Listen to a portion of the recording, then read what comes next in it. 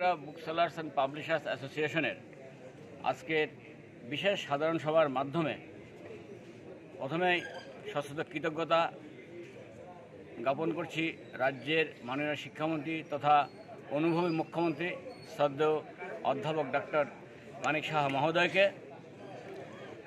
আমরা জানি বিগত 5-6 বছর যাবৎ রাজ্যের পুস্তক ব্যবসায়ীদের দৈন্যদশা চলছে।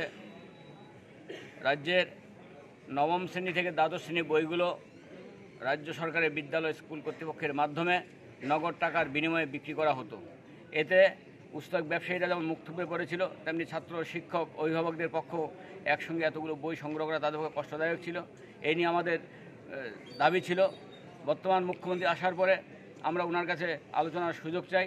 তিনি আমাদের আলোচনার সুযোগ দেন এবং আলোচনার ক্রমে তিনি আমাদের দুর্দশা মিটিয়ে দেওয়ার জন্য উনি সহমত প্রকাশ করেন এবং এসসিআইটির মাধ্যমে যত বইগুলো নবম, দশম, একাদশ, দ্বাদশ শ্রেণী যে বইগুলো প্রকাশিত হচ্ছে সেই বইগুলোর এজেন্সি হিসেবে সারা রাজ্যে যেন আমরা বাজারজাত করি, সেজন্য the all Tripura book sellers and publishers অ্যাসোসিয়েশনকে এজেন্সি নিয়োগ হিসেবে